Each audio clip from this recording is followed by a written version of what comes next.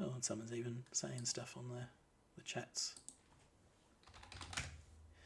All right, I think it's working fine now. I don't know what just happened there. If it dropped out, I apologise. Anyway, so as I'm talking here, so aesthetic. So for my game, RPGB already comes with like a stylized toon aesthetic. I don't really need to breach out of that. I am actually going to bring in my own models, which are more low poly than toon, but they can still match in, and I don't really care if they sit a little bit ajar from the terrain. But otherwise, I'm going to use everything in this. I'm just going to go low poly / toon stylized. And I'll leave it at that for now. We can go into a lot more depth in the aesthetic, but for now I'm just going to go with that because I want a very generic approach to this.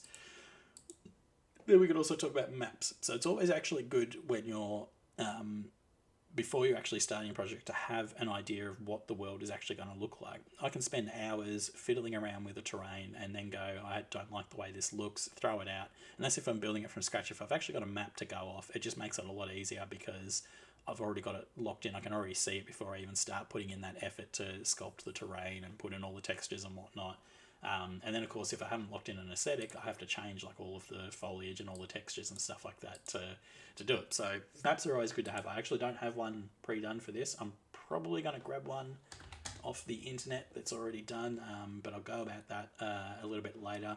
I'm actually going to leave the terrain sculpting and that side of things till a bit later in the dev process because one of the main things I like to do when I am doing a project is I actually like to focus on the controller first. So the player controller, how does it move in the world? How does it do this and that? I want to get that locked in first. Now, there is some argument to say that you need to also develop some of the world, or at least have it blocked out so that you can think about how that character is going to have to move in a specific scenario in the world. So like, you've got low overhangs and stuff like that you need to crawl under. How does that look? And if you are building the controller, you're going to need to build it to make sure that it fits that. So if you've already locked out your controller as this is what it's going to be, and then you go to a scenario that you haven't tested it in, and you're like, oh shit, what do I do? But for this thing, the controller is pretty much static to the system that's there for RPGB, so it's not really a big issue. I can make the map afterwards, and with the map process as well, with RPGB, I'll be able to actually show and play around with some of the features that come with the world building, so like all your zoning and all that sort of stuff. So I'll leave that to a little bit later. So I'll just put a couple of dashes there. Now, sound and music. Again, this one here, this matches in with your aesthetic. Like, what kind of sounds am I going to need? If it's a toony world, do I really want like real realistic sounds? Probably not. But like, what can I get away with? And then the music, does it fit the theme that I've got going there? Like, if it's I'm going through dark forests and it's this really sort of peppy, upbeat fantasy tune, it's not really going to work. So these are sorts of things that you want to try and figure out. And sounds and music, you can get it any time, but essentially getting it beforehand, it will actually help you, because when you're in developing the worldscape and when you're developing the game, you can throw these things in there to help try and push you towards that aesthetic. Like, you've got it, you can hear it in the background, you can hear it when you're doing stuff, and you go like, okay, I'm going to make this this new attack, I'm going to need this and this sound for it. You put it in there. Actually, I really like these, maybe I'll tweak this attack to do this because it matches with the sound. It's just giving you a I don't want to say subconscious, but it's giving you like an actual vision of what the game will look like, and it will give you that real feedback as to what it's going to be when it comes out. Because if you make everything without the sounds and stuff in it, you're going to be like, okay, well,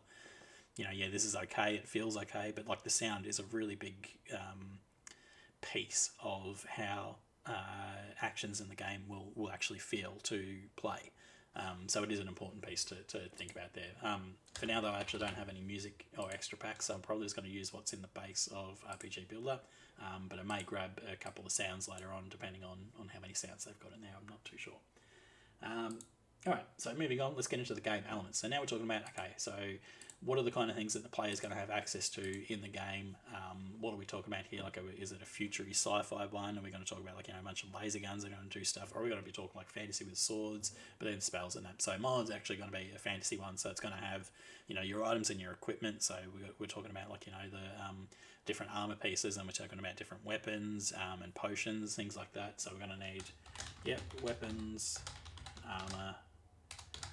Potions. I'll probably just limit it to that because you can go forever and build super amounts of this sort of stuff, but I really want to limit it down, so I might actually only say there's like maybe 10 weapons, 5 armors, and maybe 3 potions. So really limiting myself down here, because I just don't want to be spending forever trying to get that. When we talk about weapons too, like if we're talking about fantasy, okay, yeah, you can have a million weapons, but in the end, there's only about 5 or 6 different classes of weapons that actually have anything different. Everything else on it is the bonus effect that they have. Like this one does fire, this one has ice flying off of it. It's okay, but the actual attack process doesn't change. So what I'm talking about is you've got your sword. You use your sword in one way. You don't really use it in any other way. You might have special skills or whatever like that, but that's for every sword you pick up will be used that way. So all your attacks are going to go through that one particular method of doing it. Change that to a polearm. Now all of a sudden you have excuse me, a cough. All of a sudden you have a different way of attacking. So a polearm will handle differently to a sword. So okay, that's 2 different weapon types that you have, but between them you've got maybe 50 different items because you've got different variants of that sword, but they all do the same thing.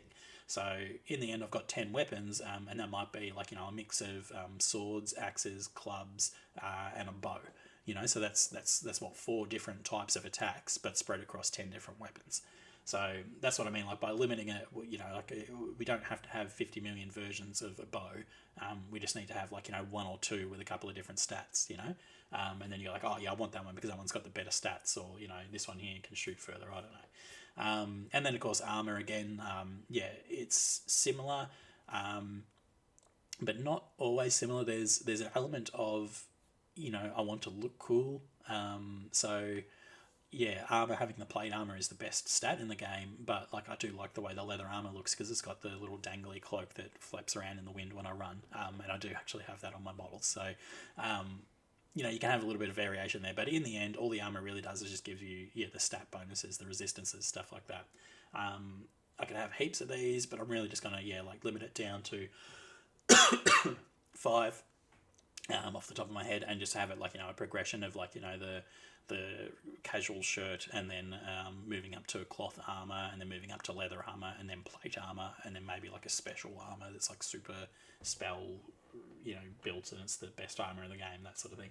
And then potions, I'm only going to do 3 because we're talking about so you got heal, mana, and then maybe a speed potion or something like that. So some sort of miscellaneous potion that will do affect another stat in the game, because in the end that's all the potions are really doing. They're healing you, or giving you a bonus to one of your stats.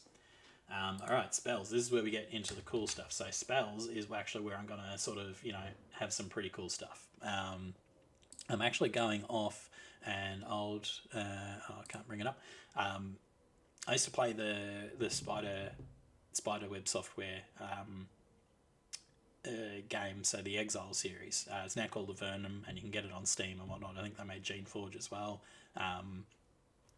Absolutely brilliant little RPG games back from the early days. I think I got this 1994, I think, is when I first played Exile 2 Crystal Souls, but it was the shareware version.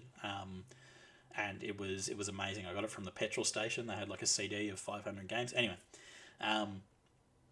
it was really cool, and it actually had a really awesome deep but not so deep magic system. When I say deep, it just had a shitload of spells, and they all did something different, or had an advanced version of them. And it was, I think Diablo had been around then.